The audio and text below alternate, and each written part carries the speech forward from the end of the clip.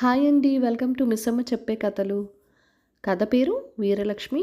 ఇది చందమామ కథ అండి. మే నెల 1948 సంవత్సరంలో వచ్చింది. వీటికి ముందు భాగాలు మన ఛానల్లో ఆల్రెడీ నేను పెట్టాను. ఆ డిస్క్రిప్షన్లో లింక్స్ ఇస్తాను, ఒకసారి చెక్ చేయండి. ఇంకా కథలోకి వెళ్ళిపోదాము. ఆ రాత్రి వీరలక్ష్మి తన గదిలో మంచం కిటికీ దగ్గరగా వేసుకుని ఒక పెద్ద కత్తి దిండు కింద పెట్టుకొని నిద్రపోతున్నట్టు నటిస్తూ పడుకుంది.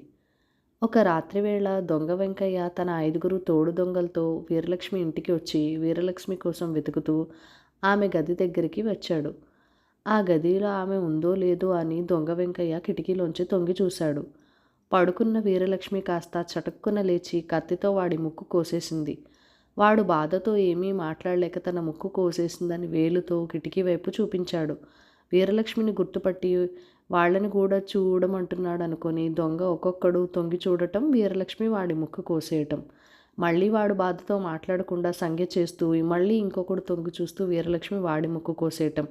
ఇట్లా 6 ముక్కులు కోయించుకొని పారిపోయారు. అందులో ఒకడు ఏమి జరిగిందోనని అగ్గిపుల్ల వెలిగించి అందరి ముఖాలు చూచేటప్పటికీ ఎవరికీ ముక్కులు లేవు. ఓసి వీరలక్ష్మి, ఎంత పని చేశావే! ఉండు ఉండు, నీకు తగిన శాస్తి చేస్తే గాని వదలం అని తిట్టుకుంటూ వాళ్ళ ఇళ్ళకి చేరుకున్నారు దొంగలు. మర్నాడు వీరలక్ష్మి ఆ దొంగల ముక్కులన్నిటికీ పప్పు కారం బాగా పట్టించి ఓ పళ్ళెంలో పెట్టి ముసల్దాన్లాగా వేషం వేసుకుని కర్ర పట్టుకొని వణుక్కుంటూ నడుస్తూ, ముక్కులండి ముక్కులు, ముక్కులు లేని వాళ్ళకి ముక్కులు అని అమ్ముతూ బజార్లో పోతుంది. అదే సమయంలో దొంగల ముఠాలో ఓ దొంగ బజార్లో సామాన్లు కొనుక్కుందామని ముక్కుకి బట్ట అడ్డం పెట్టుకుని వస్తూ వీరలక్ష్మి కేక ఎక్కి ఎంతో సంతోషపడి వీరలక్ష్మిని పిలిచి, ఏమిటమ్మా అమ్ముతున్నావవ్వా అని అడిగాడు. ముక్కులు నాయన, ఇవి మంత్రించిన ముక్కులు.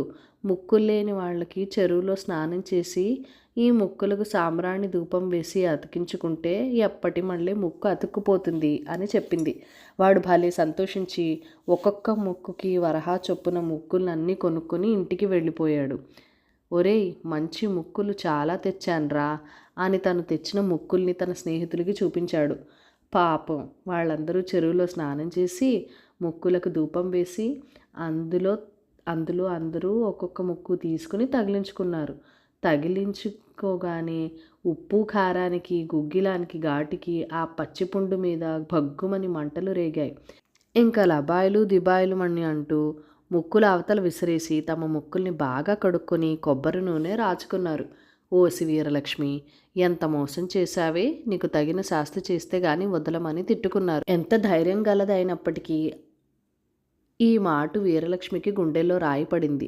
వాళ్ళు ఇవన్నీ తానే చేసినట్టు గ్రహించి ఇంకా పగ పూనుతారేమో అని, తను ఒక్కతే వల్లనే ఏమీ కాదని తన అక్క సహాయం కూడా కావాల్సింది అని ఆవిడతో ఇట్లా చెప్పింది. అక్కయ్య, నేను చెరువుకి వెళ్ళినప్పుడు ఒక దొంగల ముఠ ఒక దుబ్బు చాటున కూర్చుని ఇవాళ మన ఊళ్ళో దోచుకోవాలని ఆలోచన చేస్తుంటే నేను విన్నాను.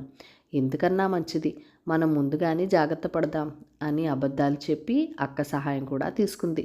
ఆ రాత్రి అక్క చెల్లెళ్ళిద్దరూ కలిసి వీరలక్ష్మి గదిలో ఒక పెద్ద రాతిబండ దగ్గర పెట్టుకుని దొంగ నిద్రలు పోతూ పడుకున్నారు. అర్ధరాత్రి దొంగ వెంకయ్య అతని ముఠా వీరలక్ష్మి గదికి కన్నం వేశారు. వీరలక్ష్మికి శాస్తి చేయటానికి ఇదే సమయం రా, ఈ మాట తప్పకుండా నా చేతిలో చిక్కుతుంది అని హుషారుగా కన్నంలో ముందర కాళ్ళు పెట్టి దూరాడు దొంగ వెంకయ్య. వాడు బాగా నడుం వరకు వచ్చేదాకా ఆగి రాగానే చప్పున లేచి ఆ పెద్ద రాతిబండను వీరలక్ష్మి ఆమె అక్కగారు కలిసి ఎత్తి వాడి నడుం మీద పడేశారు. ఆ బరువైన బండ మీద పడటంతో వాడికి స్పృహ తప్పిపోయింది. బయట కాచుకున్న 5 దొంగలు బండపడిన చప్పుడు విని చచ్చాంరోయ్ అని పరుగు తీశారు. వీరలక్ష్మి ఆమె అక్కగారు కలిసి దొంగ వెంకయ్యను ఒక పాత కొయ్య పెట్టెలో పెట్టి పైన తాళ్లతో కట్టారు. తెల్లవారేలోగా వీరలక్ష్మి ఆ కొయ్య పెట్టెకి పసుపు రాసి కుంకుమ బొట్టు పెట్టి మళ్ళీ తమ ఇంకో ముసల్దాని వేషం వేసుకుని ఆ పెట్టెను ఒక బండ మీద చెరువు గట్టికి చేర్చి అక్కడ కూర్చుంది. తెల్లవారిన తర్వాత మన 5 దొంగలు ఆవులు మేపుకోవటానికని అక్కడికి వచ్చి ముసల్దాని వేషంలో ఉన్న వీరలక్ష్మిని చూసి, అవ్వా, ఆ పెట్టెలో ఏముంది అని అడిగారు. ధనం నాయనా, ఈ ధనమంతా ముసల్దాన్ని నేనేం చేసుకుంటాను, ఏ కావడి కన్నా ఇచ్చి ఓ ఆవుని తీసుకుని పాడి చేసుకుందామని చూస్తున్నాను అంది. అయితే అవ్వా, మాకిస్తావా ఆ పెట్టే నీకు నచ్చిన ఆవుని మేమిస్తాము అన్నారు దొంగలు. అంతకన్నా నాయన, కానీ ఇది మా పూర్వీకుల సొత్తు. ఆ పెట్టెను జాగ్రత్తగా తెరవాలి. మీ ఇంటికి వెళ్ళి స్నానం చేసి పెట్టెను పాలతో కడిగి దీపారాధన చేసి సాంబ్రాణి పొగ వేసి కొబ్బరికాయ కొట్టి కానీ దీన్ని తెరవకూడదు.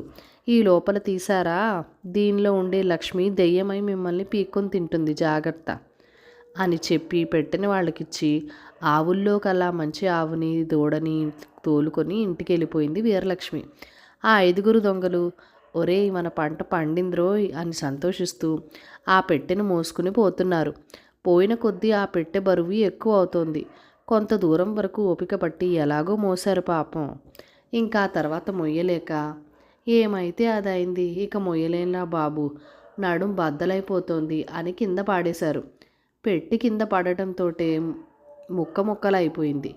అప్పటి వరకు లోపల స్పృహ తప్పిపోయి ఉన్న వెంకయ్య కొంచెం గాలి తగిలి అని మూలిగి, ఆ మూలిగిలివి నిజమేన్రోయ్ బాబోయ్, దీంట్లో లక్ష్మి దెయ్యమైపోయింది అని 5 ఒకటే పరుగు. ఈ లోపల గాలి తగడం వల్ల ఊపిరి సలిపి వెంకయ్యకి తెలివి వచ్చి లేచి కూర్చున్నాడు. బాబోయ్ దెయ్యం లేసింద్రోయ్ అని కేకలు పెట్టి ఇంకా వేగంగా పరుగు తీశారు దొంగలు. పాపం దొంగ వెంకయ్య తన స్నేహితుల్ని గుర్తుపట్టి, ఒరే ఏమిట్రా అట్లా పరిగెడుతున్నారు, నా కోసం ఆగండ్రా అని వాళ్ళు వెంటపడ్డాడు. ఓరి బాబోయ్ దెయ్యం వెంటపడుతోంది అని వాళ్ళు ఇంకా పరుగులెత్తారు. వాళ్ళు ముందు, దొంగ వెనకయ్య వాళ్ళ వెనక. ఇట్లా పోగా ఆ 5 అలసట వచ్చి ఇక చస్తే చచ్చామని రొప్పుకుంటూ ఓ చెట్టు కింద చేరుకున్నారు. ఇంకా దొంగ వెంకయ్య కూడా రొప్పుకుంటూ వీళ్ళని చేరుకున్నాడు.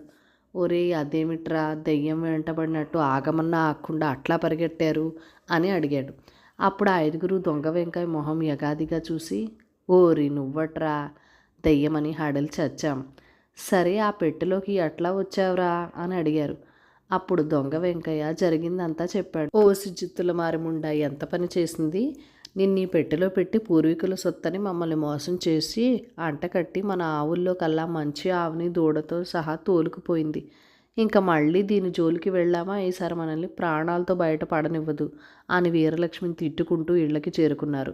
కొన్నాళ్ల పాటు వరుసగా దొంగలు రాకపోవడంతో వీరలక్ష్మి ఇంకా దొంగలు భయపడి రావడం మానేశారని నిర్భయంగా ఏ భయము లేకుండా ఎప్పటిలాగానే ఉంటుంది. ఇంకా ఉంది, తర్వాత ఏం జరిగిందనేది వచ్చే భాగంలో చూద్దాం. ఈ కథ మీకు నచ్చినట్టయితే కనుక లైక్ చేయండి, షేర్ చేయండి, మన ఛానల్ని సబ్స్క్రైబ్ చేసుకొని సపోర్ట్ ఇవ్వండి.